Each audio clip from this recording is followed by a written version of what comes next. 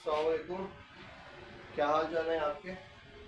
My name is Matloob Ahmad. इससे पहले भी हमने केमिस्ट्री के कुछ लेक्चर्स चैनल में अपने वो किए थे, फिर कुछ वजूहात की बुनियाद पर हम उसको कंटिन्यू ना कर सके, तो now we are going to start. हम एक बार फिर शुरू कर रहे हैं कि जब सिलेबस भी फर्स्ट ईयर का और सेकेंड ईयर का डिफ़ाइन हो चुका है, नया सिलेबस आ चुका है, पैक्टा का नया सिलेबस है, तो हमने अब 9, 10 फर्स्ट ईयर सेकेंड ईयर ये तमाम केमिस्ट्री के टॉपिक वाइज पूरे चैप्टर्स हमने इंशाल्लाह डिस्कस करने हैं और पूरी केमिस्ट्री करनी है, 9th की भी, 10th की भी, फर्स्ट ईयर की भी, सेकेंड ईयर। आज का हमारा लेक्चर जो है वो सेकेंड ईयर केमिस्ट्री के हवाले से होगा। और आपको पता है फर्स्ट ईयर केमिस्ट्री जो है वो 16 चैप्टर पर मुश्तमिल है, और जो सेकेंड ईयर केमिस्ट्री है वो उससे आगे 17 चैप्टर है उसके, यानी 17 से आगे चैप्टर्स हैं उसके। तो हमने 17 चैप्टर पढ़ने हैं, टॉपिक वाइज पढ़ने हैं, और each and everything with detail.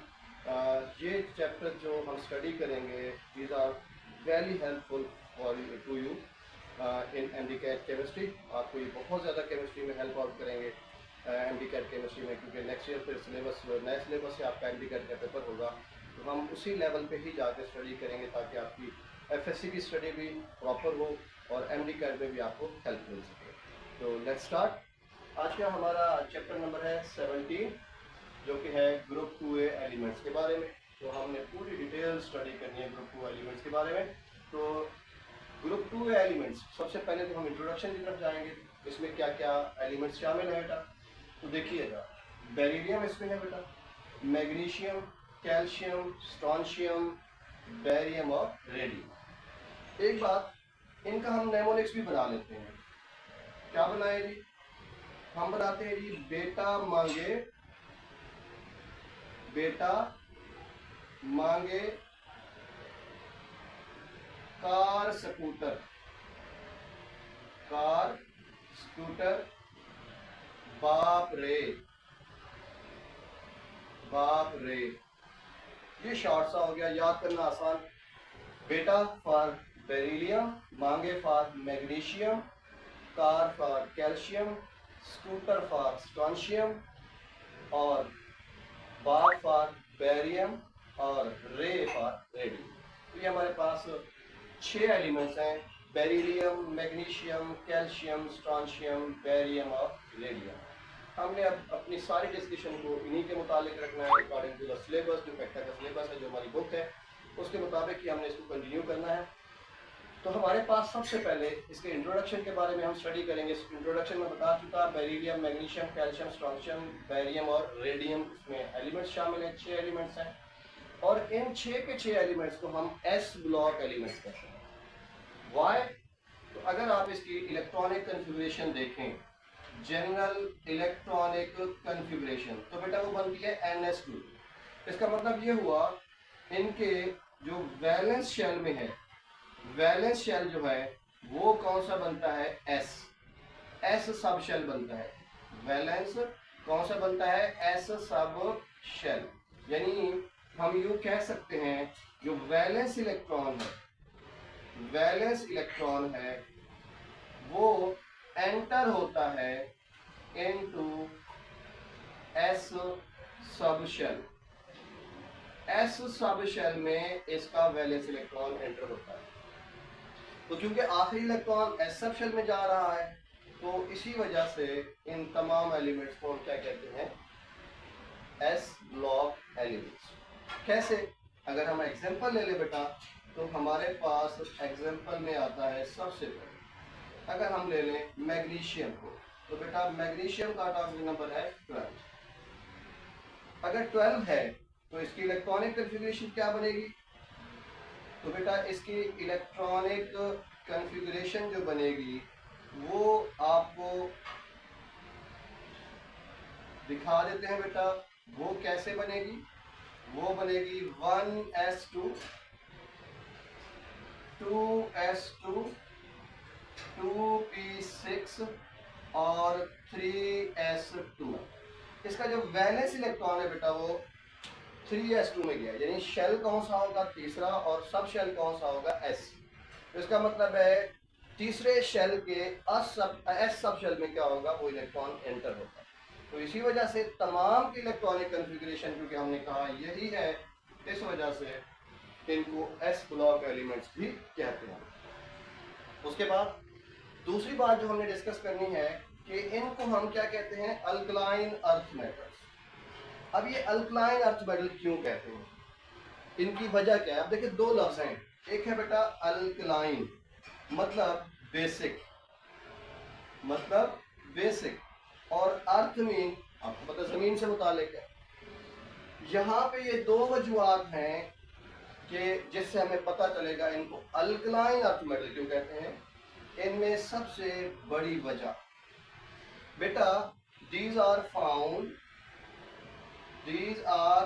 present या found in अर्थ क्रस्ट। ये किस में मौजूद है, अर्थ क्रस्ट में, जिसको उर्दू में कहते हैं कशरे अर्थ में, जमीन का ऊपर वाला हिस्सा। ये क्या होते हैं, जमीन के ऊपर वाले हिस्से में पाए जाते हैं। ठीक हो गया बेटा, इसी वजह से इनको अर्थ मेटल कहा जाता है, अर्थ क्रस्ट से, यानी आख जमीन का जो ऊपर वाला हिस्सा अर्थ क्रस्ट जिसको कहते हैं, ये एलिमेंट्स उसमें मौजूद होते हैं।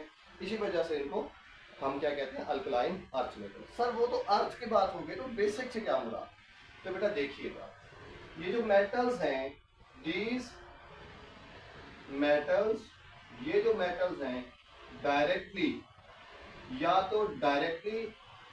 या आर ऑक्साइड्स या इनके oxides form base with water. तो ये वाटर के साथ क्या बनाते हैं, अल्कली बनाते हैं, बेस बनाते हैं। तो क्योंकि ये बेस और अल्कली बना रहे हैं, तो इस वजह से इनको अल्कलाइन कहा जाता है। कैसे, देखिएगा, अगर मैं मैग्नीशियम को रिएक्शन करवाऊं डायरेक्ट कोल्ड वाटर के साथ, किसके साथ बेटा, कोल्ड वाटर के साथ, तो क्या होगा, यहाँ पे बनेगा मैग्नीशियम हाइड्रो ऑक्साइड और साथ में हाइड्रोजन गैस क्या होगी, रिलीज होगी। एरो का साइन आपको बताएगा कि रिलीज होगी। तो देखिए मैग्नीशियम ने जब पानी के साथ रिएक्शन कराया तो क्या बनाया, मैग्नीशियम हाइड्रो ऑक्साइड, जो कि अल्कली है, बेस है। क्योंकि आपको पता है, हम कंसेप्ट में पढ़ चुके हैं कि वो स्पीशीज जिसके अंदर OH आयन मौजूद हो, जो पानी में डिजॉल्व होकर OH आयन है, उसको हम क्या कहते हैं, बेस कहते हैं। तो उसके अंदर OH आयन मौजूद है और ये पानी में डिजॉल्व होगी तो OH आयन देगी। इस वजह से इसको क्या कहेंगे, बेस, अल्कली। और इसी वजह से इस क्लास ऑफ कंपाउंड को, यानी अल्कलाइन अर्थ मेटल को, या इनका जो हमारा ग्रुप 2 एलिमेंट्स है, इनको अल्कलाइन अर्थ मेटल इसीलिए कहा जाता है। एक तो अर्थ क्रस्ट में मौजूद होती हैं, दूसरा ये पानी के साथ क्या बनाती हैं, बेस या अल्कली बनाती हैं। ये था इसका डायरेक्ट रिएक्शन। और अगर मैं मैग्नीशियम ऑक्साइड ले लूं और उसको पानी में डिजॉल्व करूंगा तो फिर भी क्या बनेगा, मैग्नीशियम हाइड्रो ऑक्साइड, और साथ में क्या होगी, हाइड्रोजन गैस खारिज होगी। तो दोनों सूत्र में देखें, अगर वो डायरेक्ट रिएक्शन कर रहा है तब भी मैग्नीशियम हाइड्रो ऑक्साइड, और अगर वो ऑक्साइड की सूरत में रिएक्शन कर रहा है तब भी मैग्नीशियम हाइड्रो ऑक्साइड। दोनों सूत्र में क्या बनाते हैं, बेस बनाते हैं, अल्कली बनाते हैं। इसी वजह से ग्रुप 2 के जो एलिमेंट्स हैं, beryllium, magnesium, calcium, strontium, barium, ये सारे के सारे अल्कलाइन इन नेचर होते हैं। वजह क्या है, मैंने बताया, पानी के अंदर डायरेक्टली या इनके ऑक्साइड पानी के अंदर रिएक्शन करके क्या बना रहे होते हैं, हाइड्रोक्साइड, यानी बेस या अल्कली बना रहे हैं। ये हो गया बेटा। फिर तीसरी बात ये डिस्कस करनी है कि ये जो हमारे पास सेकंड ए ग्रुप के एलिमेंट्स हैं, ये पीरियोडिक टेबल में कहाँ मौजूद है। तो बेटा देखें, आपको यहाँ पीरियोडिक टेबल में मैंने फर्स्ट ए ग्रुप लिख दिया, और ये लिख दिया सेकेंड ए ग्रुप, और ये है हमारे पास 4-3, और ये है हमारे पास 5। ये जो 5 है जिसमें स्कैंडियम, टाइटेनियम, वेनेडियम मैंने दिखाया, वाइट्रियम, जर्कोनियम, नेगोडियम दिखाया, लेंथनम, हाफोनियम, टेंडलम दिखाया, एक्टिनियम, रदरफोर्डियम, डबलोनियम दिखाया। ये सारे बेटा क्या कहलाते हैं, ट्रांजिशन एलिमेंट्स। ये क्या है, ट्रांजिशन एलिमेंट्स हैं। और आपको पता है, और पता होना भी चाहिए, ट्रांजिशन एलिमेंट्स वो होते हैं which show variable oxidation state, तो ये ट्रांजिशन एलिमेंट्स हैं। तो राइट साइड पे ट्रांजिशन एलिमेंट्स मौजूद है, और इसकी लेफ्ट साइड पे ये वाला ग्रुप मौजूद है जो कि हाइड्रोजन से स्टार्ट होता है, लिथियम, सोडियम, पोटाशियम, रुबिडियम और सीजियम और फ्रांसियम। तो बेटा ये सारे क्या कहलाते हैं? Alkali metals. ये कहलाते हैं अल्कली मेटल्स, क्योंकि ये भी बेटा क्या बनाते हैं? अल्कलीज बनाते हैं। ये एलिमेंट्स भी अल्कलीज बनाते हैं, बेस बनाते हैं पानी के साथ। ठीक है, तो ये अल्कली मेटल्स हो गए। अब इसके बीच में ये देखिए, ये वाला पूरा जिसके गिर्द मैं दायरा बना रहा हूं बेटा, ये वाला पूरा ग्रुप जो है ये सेकेंडरी ग्रुप है। तो अब इसकी लोकेशन देखें, जो लिथियम या ये जो हमारे पास अल्कली मेटल्स हैं, ये क्या है? रिएक्टिव है, हाईली रिएक्टिव है। मैं क्या लिख दूं? हाईली रिएक्टिव है। तो ये हाईली रिएक्टिव यहाँ पे हो गई, और उसके मुकाबले ये जो ट्रांजिशन एलिमेंट्स हैं ये लेस रिएक्टिव है, ये लेस रिएक्टिव है। तो हम कह सकते हैं secondary group elements exist in periodic table between highly reactive alkali metals and less reactive transition metals.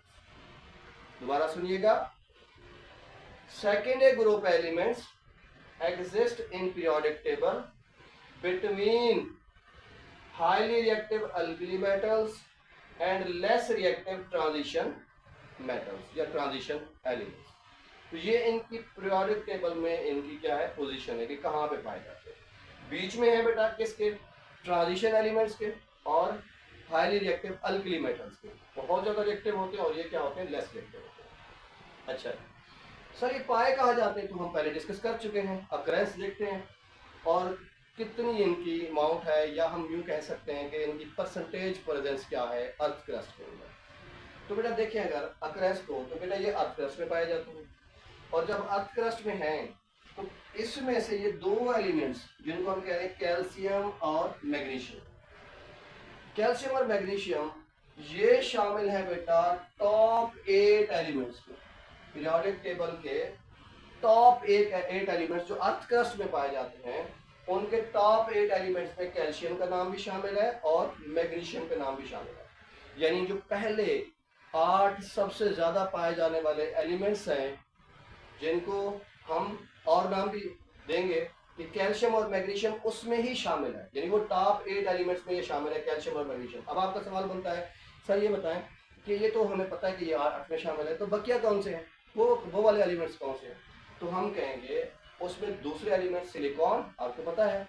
सबसे ज्यादा पाया जाता है ऑक्सीजन जमीन अर्थ क्रस्ट में, उसके बाद पाया जाता है सिलिकॉन, फिर पोटाशियम भी है, सोडियम भी है बेटा, एल्यूमिनियम भी है, और आयरन यानी फेरस वो भी मौजूद है। तो ये फेरिक भी मौजूद है, एल्यूमिनियम भी, सोडियम भी, पोटाशियम भी, ऑक्सीजन भी और सिलिकॉन। ये 6 एलिमेंट्स हो गए, और ये 7वां और ये 8वां एलिमेंट। तो इसका मतलब है पहले टॉप 8 एलिमेंट जो एग्जिस्ट करते हैं किसमें? अर्थ क्रस्ट में, उनमें कैल्शियम और मैग्नीशियम का नाम शामिल।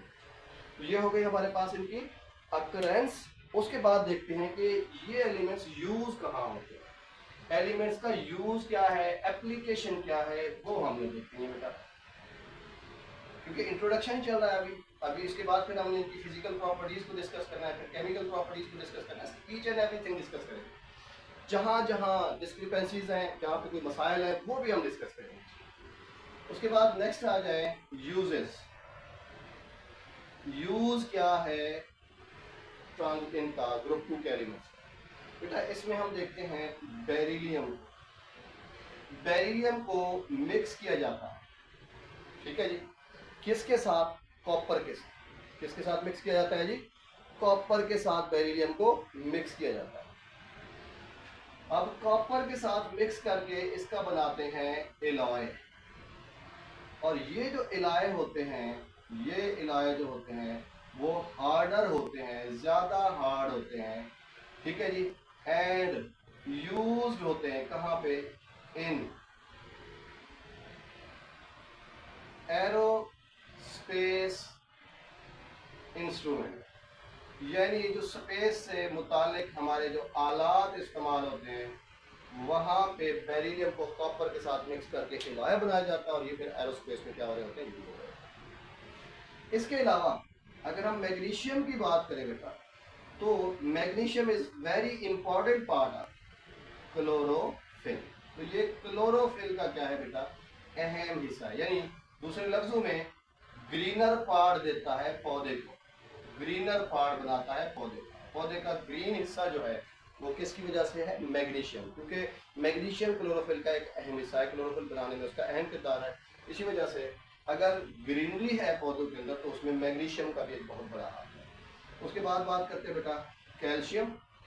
तो कैल्शियम आपको पता है ये हमारे जो मैरीन शेल्स होते हैं जिनको हम सीपिया कहते हैं उर्फ आम में, तो मैरीन शेल्स जो बने हुए होते हैं वो बेसिकली बने हुए होते हैं कैल्शियम कार्बोनेट के। तो कैल्शियम इसका अहम हिस्सा हो गया। मीन्स सीपीयू का जो वजूद है, सीपीयू के जो ऊपर वाला कॉल है, जो स्केलेटन है एक्सोस्केलेटन, वो किसका बना हुआ है? कैल्शियम कार्बोनेट का। तो कैल्शियम उस पर आ गया। इसके अलावा बेटा बोन्स हो गई, हमारी हड्डियाँ आपको पता है वो भी कैल्शियम से बनी है। हमारे जो टीथ हैं ये भी इसी से बने हैं। इसी तरह बेटा अगर एक और बात करें तो वो जो चूना है जो कैल्शियम कार्बोनेट से बना हुआ होता है, जिसकी मिसाल हम मार्बल की भी बात कर लेते हैं, मार्बल भी क्या होते हैं बेटा? कैल्शियम कार्बोनेट से।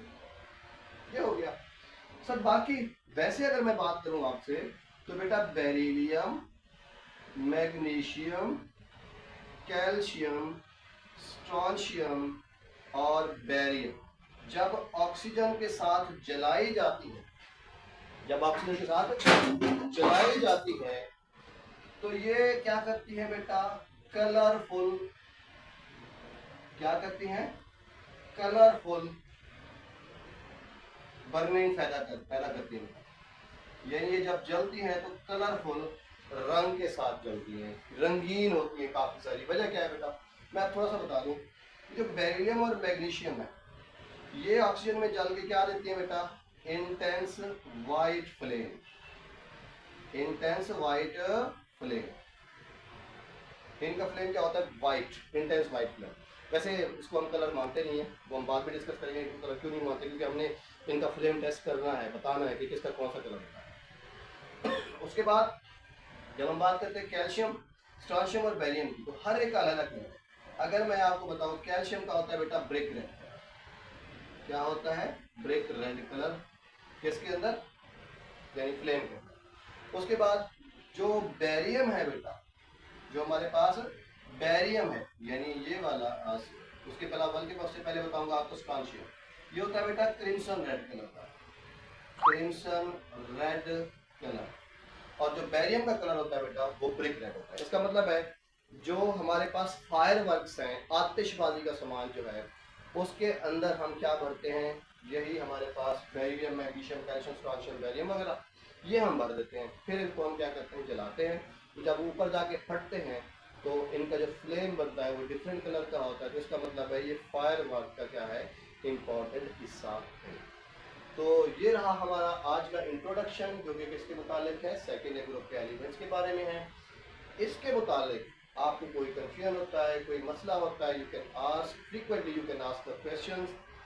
ठीक है जी, तो आप मुझसे कमेंट बॉक्स में ये सारे का वो पूछ लेंगे। और हाँ, सबसे इम्पोर्टेंट और फॉरमोस्ट मेरे चैनल को ज़रूर सब्सक्राइब कीजिएगा, लाइक कीजिएगा और अपनी दुआओं में याद रखिएगा।